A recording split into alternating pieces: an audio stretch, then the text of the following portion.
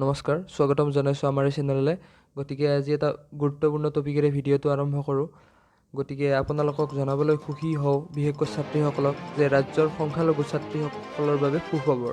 ৰাজ্যৰ সংখ্যালঘু ছাত্ৰীক পঢ়িবৰ বাবে আগবঢ়াব চৰকাৰী ধন। হয়, আপোনালোকে ঠিকেই শুনিছে, ৰাজ্যৰ সংখ্যালঘু ছাত্ৰীয়ে লাভ কৰিব চৰকাৰী ধন, আৰু এই ধন ছাত্ৰীসকলক অধ্যয়নৰ বাবে দিব চৰকাৰে। গতিকে ভিডিঅ'টো আৰম্ভণিৰ পৰা শেষলৈ স্কিপ নকৰাকৈ চাই যাওক।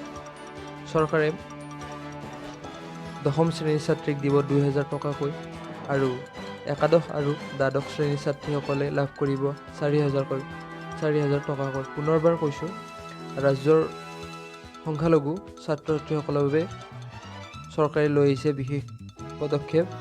তেখেতসকলক অৰ্থাৎ দশম শ্ৰেণীৰ ছাত্ৰীসকলক দিব 2000 টকাকৈ, আৰু একাদশ আৰু দ্বাদশ শ্ৰেণীৰ ছাত্ৰীসকলক দিব 4000 টকাকৈ।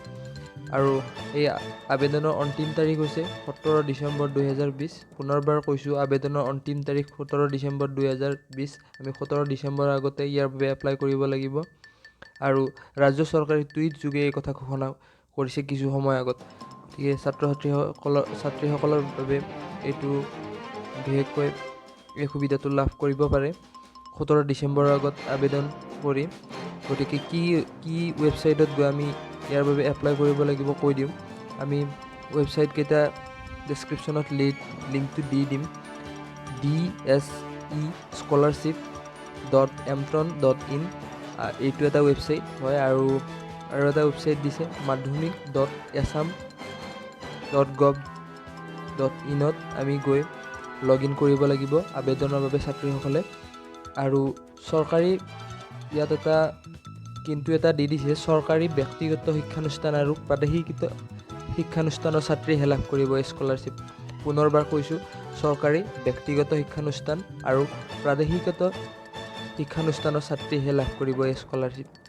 গতিকে 17 ডিচেম্বৰত গৈ ছাত্ৰীসকলে এই স্কলাৰশ্বিপটোৰ বাবে আবেদন কৰক, নিশ্চয়কৈ লাভান্বিত হ'ব। গতিকে আজিৰ ভিডিঅ'টো নিশ্চয়কৈ গুৰুত্বপূৰ্ণ। পুনৰবাৰ কৈ দিলোঁ, ৰাজ্যৰ সংখ্যালঘু ছাত্ৰীসকলৰ বাবে সুখবৰ। গতিকে ভিডিঅ'টো চোৱাৰ বাবে ধন্যবাদ, আৰু এনেধৰণৰ আপডেটবোৰ পাই থাকিবলৈ আমাৰ চেনেলটো ছাবস্ক্ৰাইব কৰি ল'ব। ধন্যবাদ।